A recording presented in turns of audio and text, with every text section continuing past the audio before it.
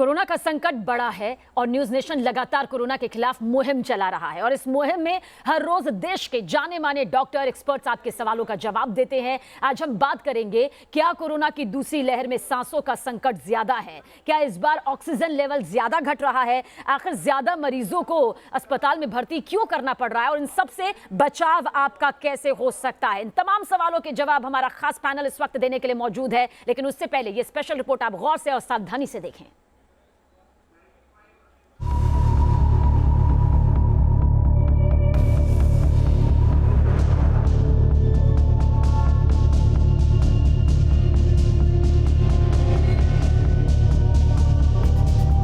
कोई ऑक्सीजन की कमी से मर रहा है तो किसी को अस्पताल का बेड नसीब नहीं हो रहा। किसी की सांसें उखड़ रही हैं तो किसी का दम फूल रहा है।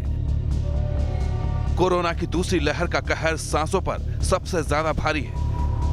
ये तस्वीरें बताने के लिए काफी हैं कि किस तरह लोग एक एक सांस के लिए तरस रहे हैं। कोरोना की दूसरी लहर कितनी विकराल है, इसका अंदाजा इसी बात से लगाइए कि इस बार मरीजों को वेंटिलेटर से ज्यादा ऑक्सीजन सपोर्ट की जरूरत पड़ रही है। दूसरी लहर में मरीज ज्यादा अस्पताल में भर्ती हो रहे हैं और इसलिए अस्पतालों पर इस बार बोझ ज्यादा है। बेड फुल है और मरीज एक अस्पताल से दूसरे अस्पताल भटकने को मजबूर है। कोरोना की पहली और दूसरी लहर में क्या फर्क है, उसे आप इस आंकड़ों से समझ सकते हैं।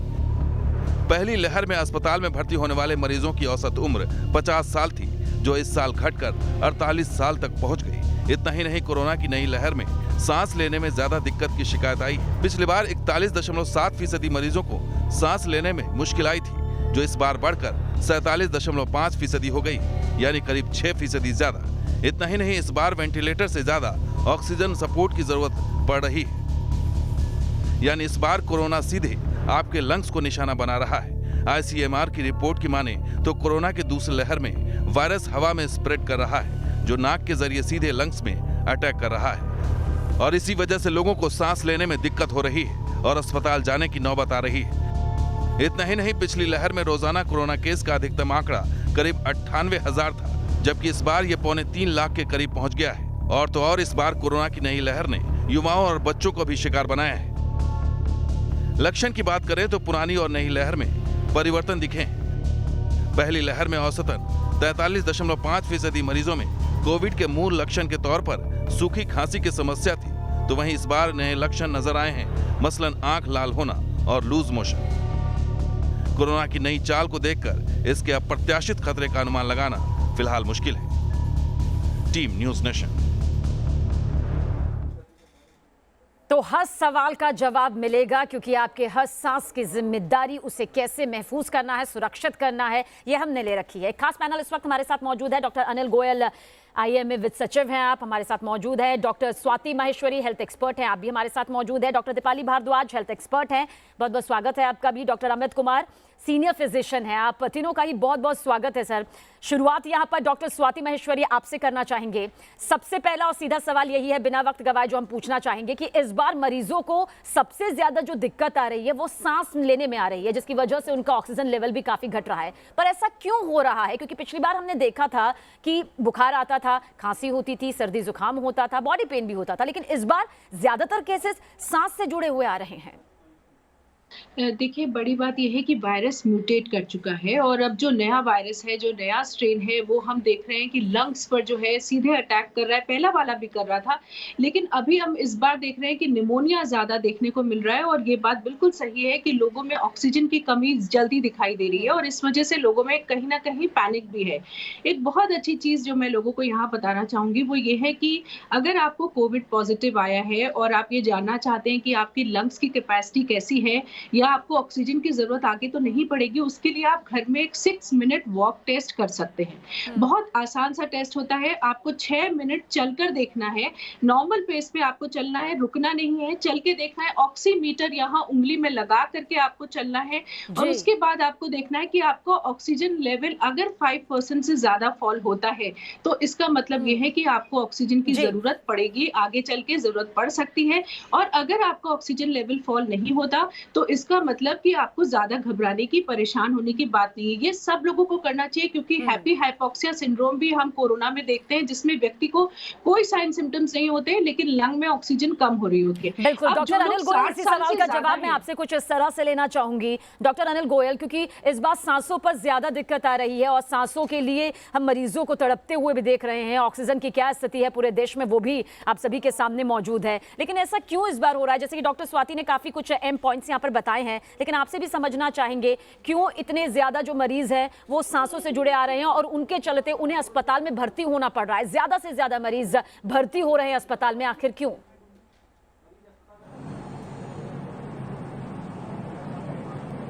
सांसों पर ज़्यादा असर हो रहा है, यंग लोगों में ज़्यादा असर हो रहा है। इसका सीधा वजह है कि ये प्रूव हो गया कि एयरबॉर्न इन्फेक्शन है।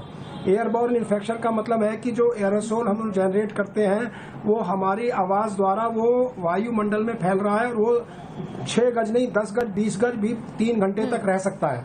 इसीलिए जो सुपर स्प्रेडर इवेंट्स हो रहे हैं, जितने भी लोगों को, यंग लोगों को हो रहा है, वो इसलिए कि वो लोग बाहर जा रहे हैं और क्राउडेड प्लेस में जा रहे हैं। और 3 C's में यहाँ बताना चाहूँगा, क्लोज्ड स्पेस, क्लोज कॉन्टैक्ट और क्राउडेड प्लेस। इन 3 C's के कारण ये बहुत तेजी से फैल रहा है। एयरबोर्न होने के कारण ये लंग इन्फेक्शन बहुत ज्यादा हो रहा है। पहले दूसरे तीसरे दिन में ही सीटी स्कैन में 50% 70% लंग इन्वॉल्व हो रहा है, निमोनिया हो रहा है और 30-35 साल के लोग सीरियस हो रहे हैं। सिर्फ एक ही वजह है, एयरबोर्न इन्फेक्शन और उनका ओपनली क्राउडेड प्लेस में बगैर मास्क के, बगैर दूरी के वहां पर घूमना। और दूसरा, चूंकि एयर में है, एयर फिल्ट्रेशन की अब आवश्यकता पड़ने लगी है। एयर में इन्फेक्शन का मतलब है कि आपको मास्क क्लोजली फिटेड लगाना है और शायद एयर फिल्टर की भी अब जरूरत है। इसलिए ज्यादा इन्फेक्शन लंग में हो रहा है क्योंकि ये एयरबॉर्न हो गया है। और हमको ये ध्यान रखना है कि इंडोर में भी हमको सावधान रहना है, घर के अंदर भी सावधान रहना है। 59% इंडोर में जो लोग रहते हैं, जो बाहर निकले ही नहीं, उनको इन्फेक्शन हो रहा है क्योंकि उनके कोई भी लोग बाहर गए वो इन्फेक्शन घर में लाए। और इसीलिए हम कह रहे हैं कि अब ये एयरबॉर्न होकर निमोनिया तुरंत कर रहा है। बेहद सावधान रहने की जरूरत है, जैसा कि डॉक्टर अनिल गोयल यहाँ पर बता रहे हैं। न सिर्फ बाहर बल्कि अगर आप घर के अंदर मौजूद हैं तो भी आपको पूरी तरह से सावधानी और सतर्कता यहाँ पर बरतनी है। तीसरा सवाल डॉक्टर दीपाली भारद्वाज जी आपसे लेना चाहेंगे, क्या मरीजों का ऑक्सीजन लेवल आपको लग रहा है बहुत तेजी से घट रहा है? कल ही मेरी किसी से बात हो रही थी, उन्होंने बताया कि 95-98 तक उनका सुबह तक ऑक्सीजन लेवल था, वो कोरोना पॉजिटिव मरीज है, लेकिन शाम तक आते आते जब चेक किया, हालांकि उन्हें कुछ ऐसी दिक्कत महसूस नहीं हो रही थी, लेकिन 80% चला गया, यानी कि 80 तक पहुंच गए। ऐसे में एक पैनिक जो वहां पर क्रिएट हुआ, उसका मैं जवाब जानना चाहूंगी कि सुबह 98 और अचानक से शाम को 80 हो जाता है, ऐसा क्यों हो रहा है? क्यों तेजी से ऑक्सीजन लेवल घट रहा है? देखिए, जैसे मेरे कोलीग्स ने भी यहाँ पे आपको बताया और सबको अब पता है कि वायरस म्यूटेट कर चुका है। वायरस हम इंसानों से ज़्यादा क्लेवर है। हम लोगों ने बेपरवाह होना शुरू कर दिया, मास्क कम पहनना शुरू कर दिया और वहाँ वायरस ने अपना रूप बदल लिया है। ये वायरस बहुत घातक है और बहुत जल्दी से हमारे लंग्स के अंदर चला जाता है। तो अगर आप होम आइसोलेशन में हैं तो हर 1 घंटे में आपको अपना पल्स ऑक्सीमीटर से अपना ऑक्सीजन लेवल चेक करना ज़रूरी है। कैसे चेक करना है, ये जो मैं मानती हूँ, हाथ को स्टेबल टेबल पे रख के, अगर आप राइट हैंडेड इंसान हो तो लेफ्ट हाथ की इंडेक्स फिंगर पे आप लगाएं, 30 सेकंड्स लगे रहने दें। 30 सेकंड्स बाद जो रीडिंग आती है उस रीडिंग को एक कागज पे लिखते रहें हर 1 घंटे बाद। ये नहीं कि सुबह 92 था और शाम को आपको देखने को मिल रहा है, क्योंकि वो धीरे धीरे घटता है। जैसे ही 94 से नीचे जाए आपको नजदीकी अस्पताल में कनेक्ट करना है। तीसरी चीज, जो लोग कोविड पॉजिटिव हैं और जो नहीं है, वो भी मैं आपके चैनल के द्वारा कहूंगी, जो मैं अपने लिए खुद भी कर रही हूँ इस वक्त, ये जो लॉकडाउन की स्थिति आई है, कर्फ्यू की स्थिति आई है, वो इसीलिए आई है ताकि थोड़ा सा उसका संक्रमण कम हो, सरकार अपनी तैयारियां कर पाए और हर व्यक्ति जो इस वक्त चैनल के सामने है, जो अपने घर पे है, जो कुछ भी इस वक्त कर रहा है, वो भी अपने शरीर को तैयार करे इस लंबे महामारी के। तो उस वक्त के लिए आप लोग अपने घर में उल्टा रोजाना 2 घंटा जरूर लेटें पेट के बल, ताकि आपके लंग्स एक्सपैंड हो। और सुबह जब उठते हैं, सुबह लोगों को बेड टी की आदत होती है, कुछ लोग रात को लेटते हैं, तुरंत नींद नहीं आती, थोड़ी देर लगती है, तो उस वक्त पेट के बल लेटें और लंबी लंबी सांसें लेने की कोशिश करें। रोजाना अगर ये प्रतिक्रिया 2 घंटे करेंगे तो लंग्स थोड़े एक्सपैंड होते हैं। जो कोविड पॉजिटिव है उनके लिए करना जरूरी है, ताकि वो स्थिति उनकी 98 से 80 पे जाए ही ना, और हर 1 घंटा जब वो चेक कर रहे होंगे तो उन्हें पता चलता रहे। चलिए, बहुत यहाँ पर डॉक्टर दीपाली आपने दिया है और अगला सवाल भी हमारा कुछ ऐसा ही। डॉक्टर अमित कुमार, इस सवाल का जवाब जवाब आपसे चाहेंगे। 2 पॉइंट्स तो यहाँ पर मैम हमें बता चुकी हैं कि किस तरह से उल्टा लेटना है, किस तरह से लंबी सांसें लेनी है, वक्त वक्त पर 30 सेकंड तक चेक करते रहना है और लगातार चेक करते रहना हर एक घंटे में। लेकिन अगर ऑक्सीजन लेवल अचानक से किसी कोविड पेशेंट का घट जाता है और वो उस वक्त होम आइसोलेशन में है, तो फिर उस मरीज को क्या कुछ करना चाहिए? ऐसे में क्या एहतियातन कदम उसे उसके परिवार वालों को उठाना चाहिए? मैम, इसलिए बहुत ही विकट स्थिति होती है अगर किसी मरीज का होम आइसोलेशन में ऑक्सीजन लेवल कम होता है। कई बार अचानक से हो जाता है। हमने केसेस देखे हैं कि सिर्फ 2 घंटे में ही ऑक्सीजन लेवल मरीज का कम हो गया। उस स्थिति में कोशिश करनी चाहिए लंबे लंबे सांस ले, ताकि उसकी जितनी भी अपनी कैपेसिटी है लंबे लंबे सांस ले। और दूसरा वो कोशिश करे कि नजदीकी हॉस्पिटल में तुरंत जितनी जल्दी से जल्दी हो सके वो अपने शिफ्ट हो। एम्बुलेंस के या पर्सनल व्हीकल में, अगर एम्बुलेंस मिलने में देरी हो रही है, पर्सनल व्हीकल में जाए ताकि उसको ऑक्सीजन की उसकी मिल सके, किसी भी तरह से ऑक्सीजन मिल सके। कई बार आज के समय में काफी देखा गया कि ऑक्सीजन की भारी कमी है, हर जगह केसेस हर जगह इतने ज्यादा हैं, तो उनको हॉस्पिटल में तुरंत एडमिट होना चाहिए। तो डॉक्टर अमित कुमार हमें बता रहे हैं कि ऐसी कंडीशन अगर आती है तो डॉक्टर से संपर्क करें और कुछ टिप्स भी यहाँ पर हमें दिए जा रहे हैं। डॉक्टर स्वाति माहेश्वरी, घरेलू उपचार, क्योंकि अब जब आप होम आइसोलेशन में हैं, सीधा डॉक्टर से संपर्क कर हॉस्पिटल में एडमिट होना कितनी बड़ी चुनौती है, कितनी सारी समस्याएं वो सभी के सामने हैं, इसलिए होम आइसोलेशन एक सबसे बेहतर ऑप्शन भी माना जा रहा है। आपको क्या लगता है, अगर ऑक्सीजन लेवल एक तय सीमा से कम हो जाता है तो क्या घरेलू उपचार के जरिए भी इसे बढ़ाया जा सकता है? किस तरह की दिनचर्या यहाँ पर होनी चाहिए, किस तरह से आपका रूटीन यहाँ पर होना चाहिए? देखिए, पहली बात तो ये समझिए कि अगर ऑक्सीजन लेवल कम हो रहा है तब हम उस वक्त घर में कोई ऐसी चीज या घरेलू उपचार नहीं कर सकते हैं जिससे कि हम ऑक्सीजन लेवल को बढ़ा सके। ये सारे जो उपचार हैं, जो चीजें हैं, वो पहले की हैं, प्रिकॉशनरी हैं, जो आप पहले से कर सकते हैं अपने लंग्स को स्ट्रॉन्ग करने के लिए। दूसरी बात समझने की जरूरी ये है कि अब हम, क्योंकि हॉस्पिटल बेड्स की कमी है और हमें हर जगह अस्पताल नहीं मिल पाता है, तो आप घर में भी ऑक्सीजन सिलेंडर लाकर, कंसंट्रेटर लाकर घर में भी नेजल प्रोंग या मास्क से ऑक्सीजन कुछ समय के लिए दे सकते हैं और आपका जो एक वो नाजुक वक्त होता है वो क्रॉस हो सकता है। और बहुत सारे इस वक्त ऐसे आपको लोग मिल जाएंगे जो घर पे ऑक्सीजन अवेलेबल करा रहे हैं। तो आपको जैसे ही घर में कोई कोविड पॉजिटिव पेशेंट आता है और लगता है कि सांस से जुड़ी समस्याएं ज्यादा है, तो आपको पहले ही एहतियातन तौर पे ऐसे लोगों से संपर्क कर लेना चाहिए जो कि समय पर आपको ऑक्सीजन घर में पहुंचा सकते हैं। आपको लेके रख के स्टॉकिंग करने की जरूरत नहीं है, लेकिन आप उन लोगों के संपर्क में रहिए ताकि आपको जैसे ही जरूरत पड़े आप घर पे ऑक्सीजन शुरू कर सके। और लोगों को ये समझना बहुत जरूरी होगा आज की तारीख में कि आप घर पर ऑक्सीजन दे सकते हैं, इसमें बहुत ज्यादा दिक्कत या परेशानी नहीं होती है। अगर आपको हॉस्पिटल बेड की सुविधा मिल रही है तो बेस्ट है, वो तो उसके आगे तो कुछ भी नहीं है, आप जरूर हॉस्पिटल जाइए और बेड लीजिए। पर अगर आज की तारीख में जिस तरह से भारत में अभी सिचुएशन है, अगर बेड नहीं मिल रहा है तो आप घर में भी ऑक्सीजन लगा सकते हैं, नेजल प्रोंग से लगा सकते हैं, मास्क से लगा सकते हैं और लगातार मॉनिटर कर सकते हैं। और बीच उतने टाइम में आप बेड के लिए अपनी सुविधा के लिए लग सकते हैं ताकि जितनी जल्दी से जल्दी फिर आपको बेड मिल सके, आप मरीज को वहां ले जा सके। लेकिन पैनिक नहीं करिए अगर ऑक्सीजन लेवल फॉल हो रहा है। मैं बार बार ये बात बोलूंगी कि घर में ऑक्सीजन की सुविधा दी जा सकती है और आसानी से कर सकते हैं।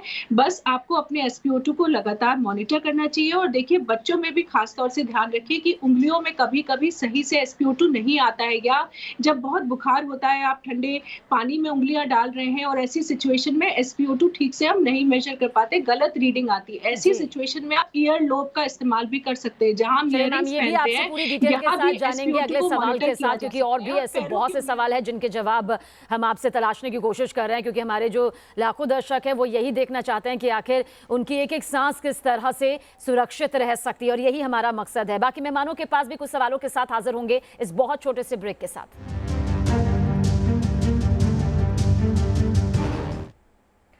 तो एक खास पैनल इस वक्त हमारे साथ मौजूद है जो लगातार हमें बता रहा है कि आखिर किस तरह से आप अपनी सांसों को महफूज रख सकते हैं, किस तरह से ऑक्सीजन लेवल कम होने पर आपको क्या करना चाहिए, घर के बाहर, घर के अंदर अब आपकी दिनचर्या किस तरह की होनी चाहिए। यहाँ पर डॉक्टर अमित कुमार, सवाल ये है अब आपसे, लगातार कुछ लोगों को जुकाम हो रहा है, क्या आपको लगता है कि लगातार जुकाम होना भी कोरोना का एक बड़ा सिम्टम है? क्योंकि ऐसे वक्त में, क्योंकि अंदर गर्मी बाहर ठंड हो रही है, तो लोगों को जुकाम हो रहा है, क्या ये मान लेना कि कोरोना है इसलिए टेस्ट फौरन करवा लेना चाहिए?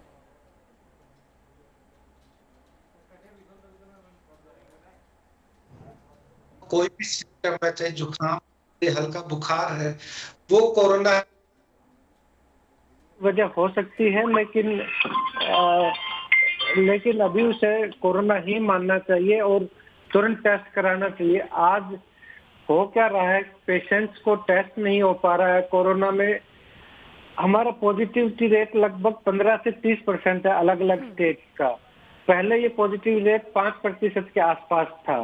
तो अगर आज हमारे देश में 2.5 लाख केस एक दिन में आ रहे हैं, तो हमें मानना चाहिए लगभग 6 से 7 लाख केसेज ऐसे होंगे जो डिटेक्ट नहीं हो पा रहे।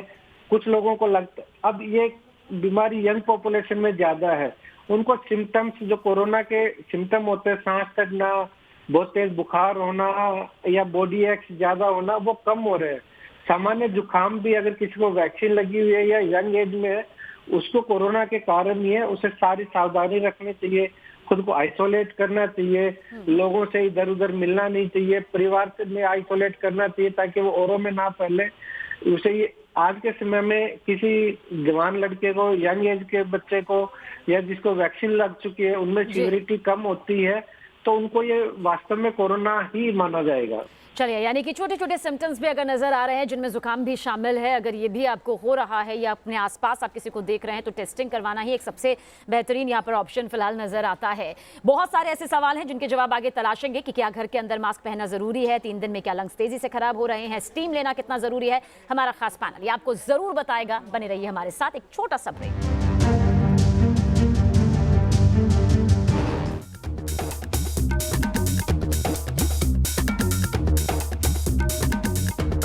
तो कोरोना के चलते किस तरह से ये सांसों पर भारी पड़ रहा है और किस तरह से आप अपनी सांसें सुरक्षित कर सकते हैं, महफूज कर सकते हैं, हमारा खास पैनल लगातार आप तक इसकी जानकारी बहुत अहम टिप्स के जरिए पहुंचा रहा है। डॉक्टर दीपाली भारद्वाज बात करेंगे मास्क की, क्योंकि बाहर निकलने के बाद मास्क पहनना अब अनिवार्य हो गया है, बल्कि एक नहीं, इन दिनों लोग 2-2 मास्क पहन रहे हैं। लेकिन कई लोगों के मन में ये सवाल उठ रहा है, क्या जब वो बाहर से घर जाते हैं, अच्छे से नहा धो लेते हैं, खुद को पूरी तरह से साफ सुथरा कर लेते हैं, क्या उसके बाद भी घर में मास्क पहनना जरूरी है? जो लोग घर से बाहर से घर आए हैं या फिर जो लोग पहले से ही घर में रह रहे हैं, बाहर नहीं निकल रहे हैं, उन्हें भी क्या मास्क पहनना चाहिए?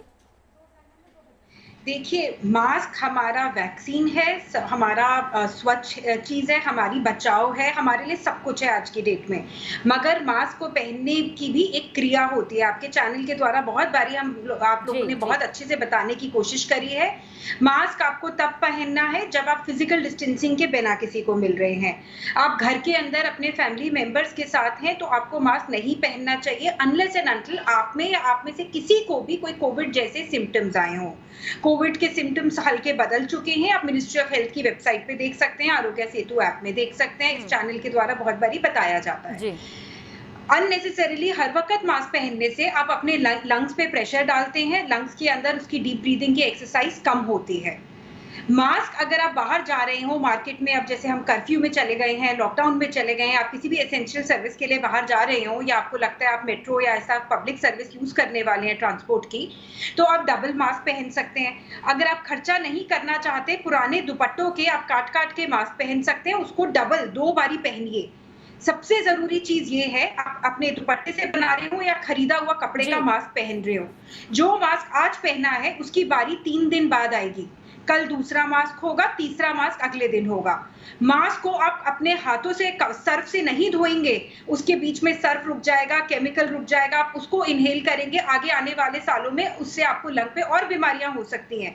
बेस्ट तरीका होता है कि बिना इलास्टिक वाला कपड़े का मास्क हो, उसको आप प्रेशर कुकर में सीटी दें, आप उसमें कोई भी एंटीबैक्टीरियल लोशन डाल सकते हैं जैसे कि डिटॉल, सेवलॉन, बीटाडीन, जो आपको ठीक लगे, वरना आप उसके अंदर पोटेशियम परमैंगनेट की क्रिस्टल भी डाल के मैम, ये और एक बहुत ही आसान तरीका है कि आप अपने मास्क को किस तरह से साफ सुथरा रख सकते हैं, क्योंकि अगर आपका मास्क साफ सुथरा रहेगा, आप घर से बाहर निकलते वक्त लगाएंगे, और जैसा कि आपने बताया कि अगर आप घर के अंदर है तो ये बहुत ज़्यादा ज़रूरी नहीं है। अगला सवाल मेरा डॉक्टर अनिल गोयल आपसे है। लंग्स का अगर यहाँ पर जिक्र करें तो महज 1 से 2-3 दिन के अंदर बहुत सारे केसेस ऐसे आ चुके हैं जहाँ पर लंग्स डैमेज होने की परसेंटेज कोरोना के मरीज में बहुत 80% तक पहुँच गई है। कहाँ वो 20% और कहाँ 3 दिन में 80% तक लंग्स डैमेज हो गए हैं। ऐसा हो रहा है क्या, और अगर ऐसा हो रहा है तो क्यों?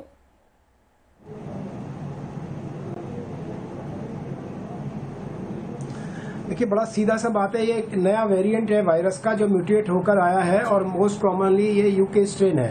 ये बहुत ज़्यादा इन्फेक्शियस है, बहुत ज़्यादा कंटेजियस है। इसीलिए इसकी एक प्रॉपर्टी है कि ये फर्स्ट डे ही आप देखेंगे, आज बुखार हुआ और कल उसमें निमोनिया आ गया, दूसरे दिन 50% लंग डैमेज हो गया, तीसरे दिन 70%। तो ये एक म्यूटेंट वायरस, ये जो यूके स्ट्रेन है मेनली, और उसका इंडियन वेरिएंट भी है, उसकी कैरेक्टरिस्टिक है जिसके कारण ये बहुत तेजी से निमोनिया हो रहा है। ये रेस्पिरेटरी वायरस तो ये है ही है कोरोना वायरस, लेकिन बहुत तेजी से जो म्यूटेंट है उसके कारण हो रहा है। मैं एक सेकंड आपको अगले 30 सेकंड मास्क के बारे में बताना चाहता हूँ। दोबारा मैं आपके चैनल से बताना चाह रहा हूँ कि ये एयर बॉर्न इन्फेक्शन है। अब मास्क विद एयर फिल्टर की जरूरत है। आप सिर्फ मास्क से काम नहीं चलेगा, आपको एयर फिल्टर वाला मास्क चाहिए, क्योंकि एयर में ये है तो एयर भी आपकी पॉल्यूट हो गई है with virus and carbon dioxide. Number 2, indoor में मास्क जहाँ क्लोज स्पेसिस हैं, जहाँ पर एसी चल रहे हैं, जहाँ हवा का वेंटिलेशन नहीं है, कृपया आप विंडोज खोल लें।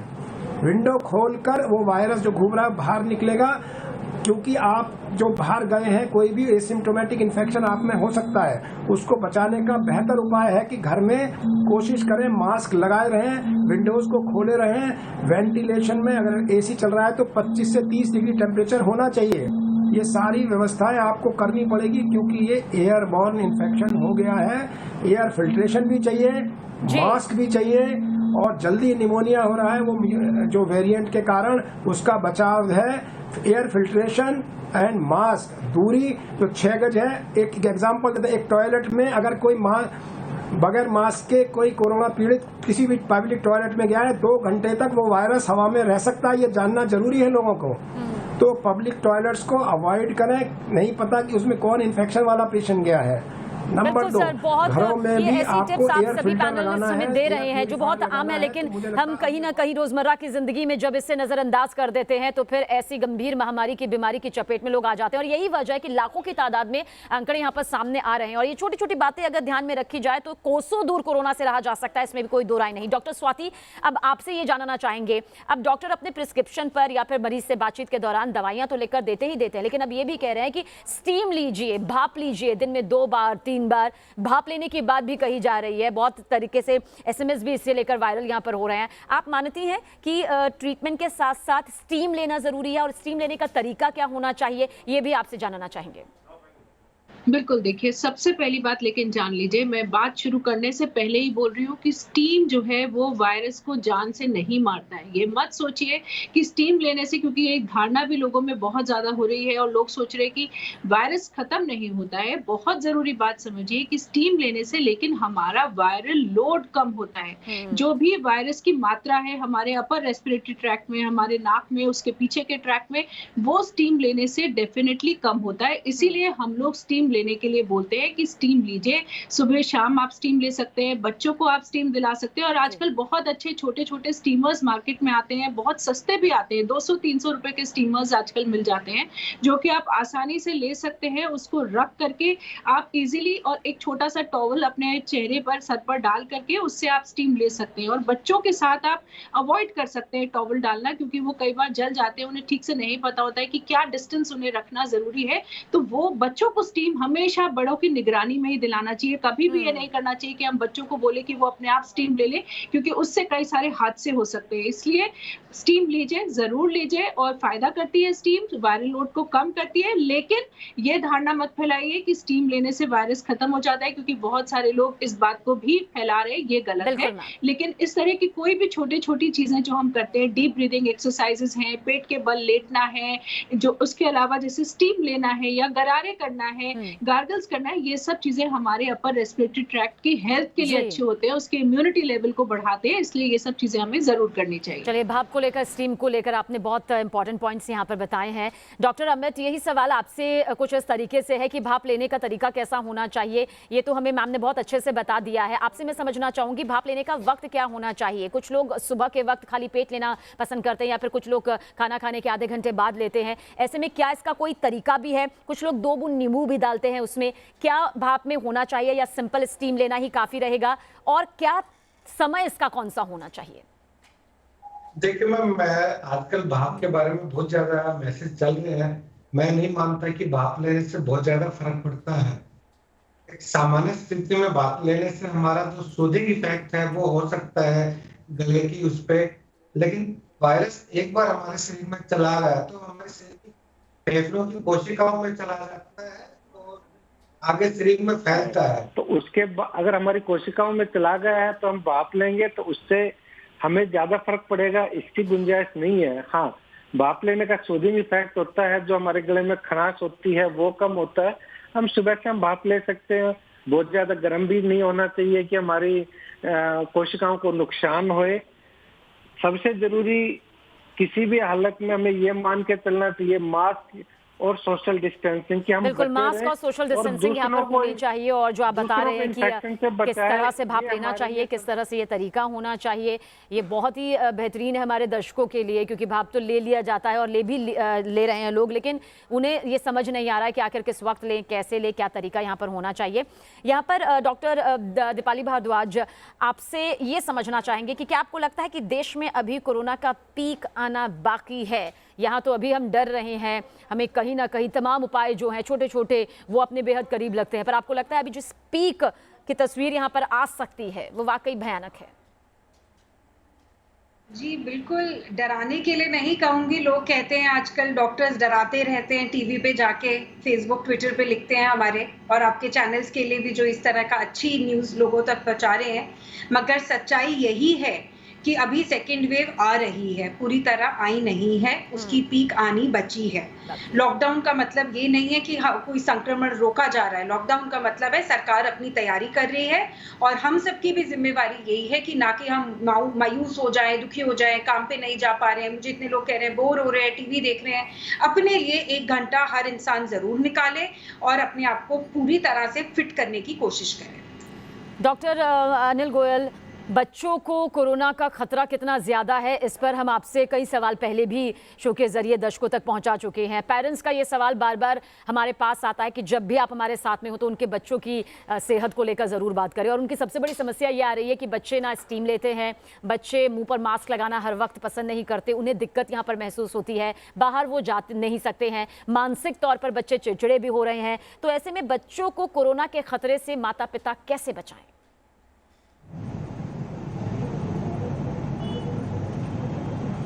देखिए, बच्चों में इन्फेक्शन का पहले कारण जानना है क्यों ज़्यादा हो रहा है। क्योंकि बच्चे जैसे अनप्रोटेक्टेड, मास्क के बगैर बाहर खेलते हैं, बाहर जाते हैं, लोगों से मिलते हैं ओपन एयर में, तो और वो एक वल्नरेबल एज ग्रुप है, ये इम्यूनो कॉम्प्रोमाइज्ड एज ग्रुप है। 5 साल के ऊपर बच्चों में मास्क लगाया जा सकता है, पहले तो हम ये लोग देखें। दूसरा, 5 साल से नीचे बच्चों को कोशिश करें कि घर से बाहर वो ना जाएं, और घर, क्योंकि 5 साल से नीचे बच्चों में बहुत मुश्किल है मास्क का लगाना। 5 साल से नीचे बच्चों को अगर हमें बचाना है तो घर के अंदर रखें और बाहर जाने से रोकें। और 5 साल के ऊपर बच्चे अगर बाहर जाते हैं, हालांकि अब तो लॉकडाउन है, तो निश्चित रूप से उनको मास्क लगा सकते हैं, सेफली लगा सकते हैं, जिससे वो बचे रहेंगे। दूसरा पार्ट है कि उनकी एक बेहतर इम्यूनिटी करने के लिए हमें क्या करना है, वो सारा करना चाहिए। चाहे हम उनको बेहतर फ्रूट्स दें, बेहतर डाइट दें, थोड़ा बहुत उनको अपने साथ एक्सरसाइज कराने, चाहे माइल्ड एक्सरसाइज कराएं। मान लीजिए 20-25 मिनट, 15 से 25 मिनट एक माइल्ड एक्सरसाइज जरूर कराएं। डाइट का ध्यान रखें। कुछ सपोर्टिव इम्यूनिटी मेडिसिन होती हैं, जैसे जिंकोविट है या ऐसे तरह के बी कॉम्प्लेक्स हैं, वो बच्चों में भी दिए जा सकते हैं। और बच्चों का एक बेसिक टेस्ट करना चाहिए, क्योंकि हमारी जो अंडर प्रिविलेज पॉपुलेशन है, ये पाया गया है कि वो बच्चे बहुत एनीमिक होते हैं, मेल नरिश्ड होते हैं। सरकारों को भी ये देखना पड़ेगा कि जो बच्चे हैं वल्नरेबल हैं, और एनीमिया और मेल नरिशमेंट होगा तो मल्टीपल फैक्टर हो गया उनका कि कोरोना उनको ज्यादा होने के चांसेस हैं। तो बेहतर न्यूट्रिशन का उनका इंतजाम करें, खासतौर से अंडर प्रिविलेज एरिया में, और उनके एनीमिया का भी चेकअप जरूर करना चाहिए, ये ऐसा मेरा मानना है। तभी हम उन बच्चों को कोरोना से बचा पाएंगे। डॉक्टर स्वाति, यहाँ पर दूसरी लहर बहुत ज्यादा खतरनाक है, और दूसरी लहर कितनी खतरनाक है उसके क्या रिजल्ट आंकड़ों के जरिए सामने आ रहे हैं, ये हम सब देख रहे हैं। और जैसा कि डॉक्टर अनिल गोयल भी बहुत डिटेल से हमें बता रहे हैं कि बच्चे किस तरह से सुरक्षित रह सकते हैं, माता पिता की कितनी जिम्मेदारी बनती है कि उनके खान पान और व्यायाम में ध्यान रखें। और इससे मेरे ख्याल से जो डॉक्टर अनिल गोयल ने बताया उस बात को ध्यान में पेरेंट्स जरूर रखेंगे कि सख्ती के साथ साथ जरूरी है कि बच्चे भी रेगुलर व्यायाम उन्हें हल्के फुल्के करवाए जाते रहें, खान पान का ध्यान रखें। इसके अलावा क्या कुछ और टिप्स आप बच्चों को देना चाहेंगी, क्योंकि बच्चे भी देख रहे होंगे यकीनन ये शो, और बच्चे के पेरेंट्स तो यहाँ पर देख ही रहे हैं, उन्हें क्या आप सख्त चेतावनी देना चाहेंगी? देखिए, 2 चीज़ें बहुत ज़रूरी मैं बच्चों को बोलना चाहूँगी। पहली बात ये है कि अपने हाथों को धोते रहना चाहिए, हाइजीन का ध्यान रखना बच्चों के लिए बहुत ज़रूरी है। जब भी आप खाना बैठते हैं, कुछ पीने के लिए बैठते हैं, तो आपको ख़ास तौर से ध्यान रखना है कि आप अपने हैंड्स को अच्छे से साबुन और पानी से धोएँ और अपने हाथों को बार-बार मुँह पे लगाने से बचें, ये बच्चों से ज़रूर बोलूँगी। दूसरा, बच्चों को इस वक़्त अपनी लंग्स को स्ट्रॉन्ग करने के लिए काम करना चाहिए और बहुत आसान से तरीके हैं, गुब्बारे फुलाइए घर में, जो आप कैंडल्स केक के ऊपर बुझाते हैं बर्थडे जी। पे जिस पे आपको बहुत मज़ा आता है, वो कैंडल्स 2 फीट की दूरी पे 6-7 जला लीजिए और उनको इकट्ठे बुझाने की कोशिश कीजिए। और इससे बच्चे या खुश भी बच्चों को होंगे डॉक्टर अक्सर स्वाति, जो आप टिप्स यहाँ पर दे इससे रहे बच्चे हैं। खुश भी बिल्कुल। रहेंगे और तीसरी चीज़ जो बच्चों को बहुत मज़ा आता है, आपने देखा है बच्चे पानी टम्बलर में लेकर गुड़-गुड़ करते रहते हैं पानी को लेकर के, वो उनके लिए एक अच्छी एक्सरसाइज़ है। तो ऐसा टम्बलर जो ऊपर से कवर्ड होता है, बंद होता है, उसमें आधा चलिए, पानी और जो भर टिप्स दीजिए आपने यहाँ और पर उसमें बताए हैं, खूब जो से आप पानी टिप्स आप फूकिए। बता रही हैं, वो यकीनन बच्चों को और उनके पेरेंट्स को जरूर पसंद आएंगे। मुझे लगता है अभी से वो करना भी शुरू कर देंगे। दूसरी लहर बहुत ज्यादा खतरनाक है, लेकिन दूसरी लहर के इस खतरे से कैसे हम बच सकते हैं? कुछ और जाते जाते डॉक्टर दीपाली भारद्वाज, आप ऐसा टिप्स देना चाहेंगी जो आपको लगता है कि आपको यहाँ पर देना चाहिए और वो बात बहुत ध्यान से पेरेंट्स को सुननी भी चाहिए?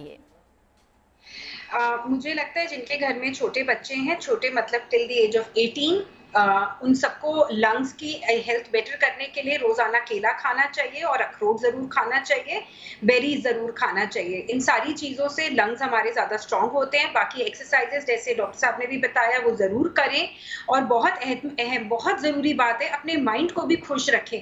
बच्चों की इम्यूनिटी अच्छी इसीलिए होती है क्योंकि वो खुश रहते हैं। हम सबको अपना विभाव स्ट्रेस और टेंशन की तरफ नहीं ले जाना है क्योंकि ये बहुत लंबी जंग है कोरोना वर्सेस इंडिया की, मगर हमें इससे डरना नहीं है, अपने आप को मेंटली स्ट्रांग रखना है। बहुत बहुत शुक्रिया आप सभी का इस चर्चा में शामिल होने के लिए, इतने अहम टिप्स हमारे दर्शकों तक पहुंचाने के लिए। मुझे उम्मीद है कि कोरोना की इस जंग में आप सभी की जो एक भूमिका है वो यहाँ पर काम आएगी और हमारे इस शो का मकसद भी यही है।